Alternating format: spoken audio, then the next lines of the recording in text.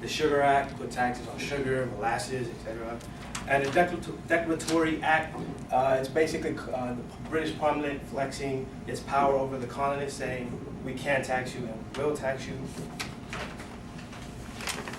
Colonists felt outraged and didn't like a lot about the taxes, so they protested, and one of the protests ended up being the Boston Massacre, where civilians were heckling British troops and threw snowballs and other materials at them. Crispus Attucks, I'm not sure if this is exactly him. I just wanted to put an image on the screen as an illustration.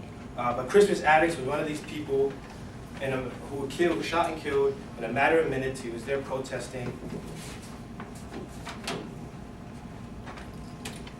Congress didn't really pay attention. Parliament, didn't really pay attention and still passed a series of acts. And the Tea Act was another one. It was designed to save the British East India Company by lowering the taxes the company pays the British government. This actually meant cheaper tea for the colonists, but colonists saw this as an act of tyranny and refused to allow it. So when ships arrived at the British harbor, the colonists ordered the ships to return. Britain, of course, denied the request, and dressed as Indians, some people went on these ships and dropped $1 million tea in today's value into the sea. So as tensions were brewing, the Battle of Lexington and Concord eventually happened between the colonists and the Crown. There was actually some African Americans who participated in this battle as well. Peter Salem, who was a slave, fought with his slave owner there at Lexington and Concord, and Prince Easterbrook was praised for his actions, but he was ultimately killed in the battle. Again, I'm not sure if that's Peter Salem, just for an illustration.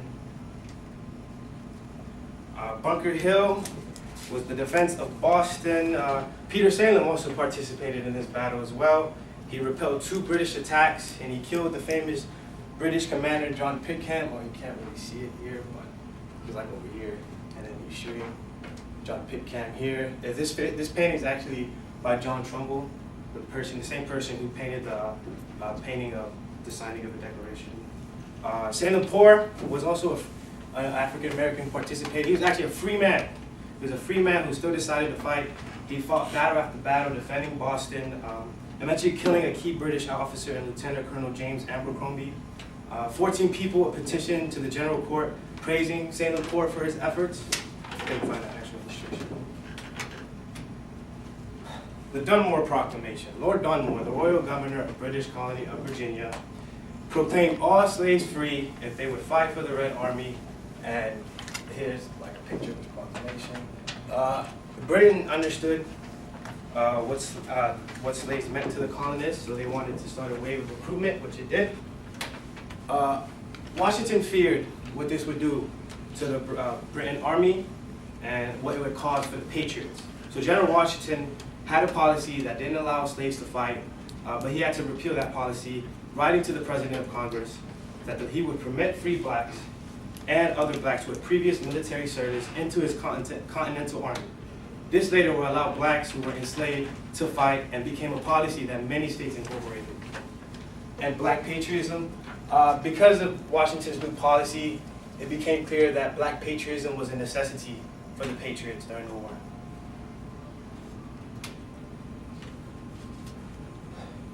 So, British recruitment of blacks was massive, especially in the South. Slave labor provided a lot of resources for the colonists, like food.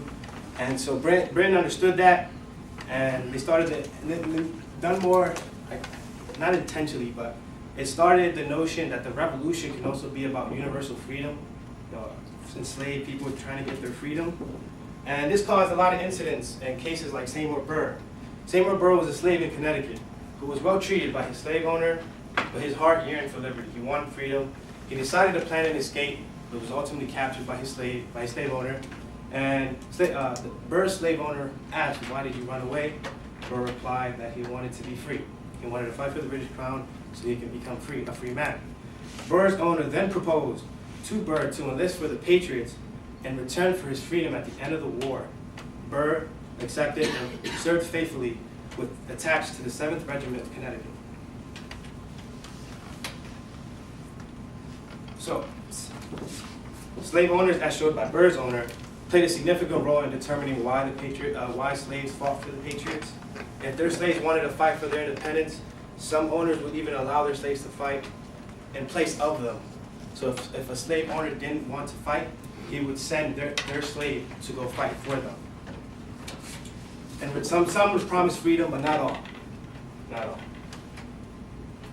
The states, slave owners were also motivated to let their slaves fight because of compensation promised in legislations like the Rhode Island Resolution for Negro Recruitment of 1778.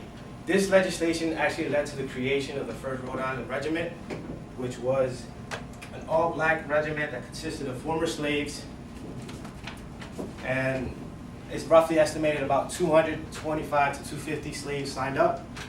They were motivated by liberty and consistently engaging in battle.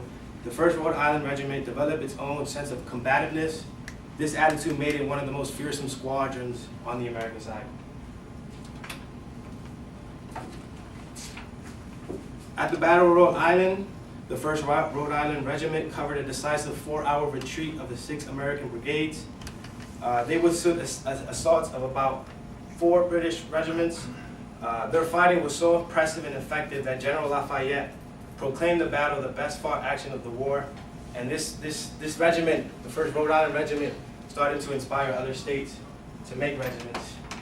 And Connecticut actually divulged a plan before Rhode Island to enlist slaves, and the assembly allowed that any 2 men who were able to provide an able-bodied soldier could avoid military service. So, like I said before, some slave owners were sending slaves to fight for them. Now, 1 slave for 2 owners in Connecticut. This caused a lot of cases like the slave Prince Duplex. Prince Duplex was sent to fight, and after the war, he signed his wages over to a Jonathan Burns. So it was estimated that Prince Duplex was one person's slave owner, a slave from one owner, and he just took someone else's name, another slave owner's name. Many blacks were not emancipated, as the Connecticut liberation was not universal. Massachusetts also made a legislation, and it incorporated General Washington's new policy, and it included everyone but Quakers. Thomas Kinch had argued to the Massachusetts House of Representatives to create regiments, all-black regiments. He was denied, but the actions of the first Rhode Island Regiment inspired, I guess, some Massachusetts and Connecticut to make their own regiments. The states were having issues finding men to fill up their ranks, so they decided to incorporate George Washington's policy. Pennsylvania, Great Britain controlled Pennsylvania for much of the war. They even controlled Philadelphia. This resulted in Great Britain taking most of the slaves in the state. When George Bryan became executive council of Pennsylvania, the competition for the recruitment of slaves for the Patriots wielded a powerful influence in Pennsylvania law. In November of 1778, Pennsylvania endorsed gradual emancipation, freeing slave children at the age of 21. With all these different forms of emancipation being offered by the states, these states heavily influenced blacks to fight for the independence of the colonies. About 5 more minutes. Some notable outstanding roles of blacks played. Daniel Morgan, a famous marksman for the Continental Army, states young slave William Bell killed the British officer who shot Colonel William Washington, George Washington's cousin.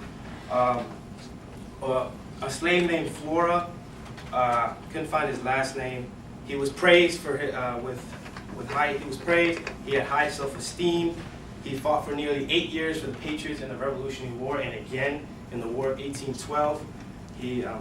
He participated in the Battle of Great Bridge with Captain Grimes.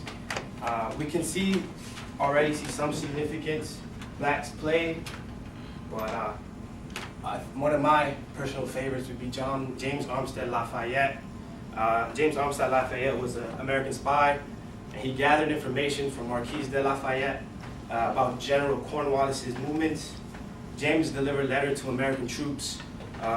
He would spy on the British in the morning, deliver the letters in the afternoon, return back to the British camp at night.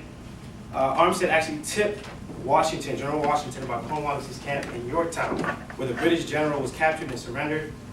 His actions were so inspiring that French nobility, Marquis de Lafayette, that Armstead had worked for, praised him, and as a result, James Armstead adopted his surname. So that's why it's James Armstead Lafayette.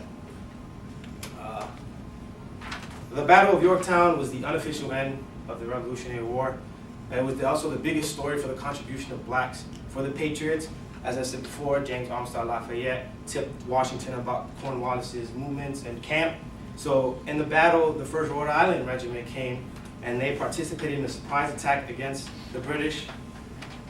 This moment could be the most significant moment in the War of Independence because blacks and whites combined to finish the British off. And in conclusion, the states and the slave owners played a significant role in determining why blacks fought for the Patriots, but the main reason was liberty. They wanted to be free. They wanted to be a free man. They wanted to be a brother to one another, and liberty motivated them. It didn't matter for who at the beginning, Patriots or the British, but they just wanted to be free. Thank you very much. Good job.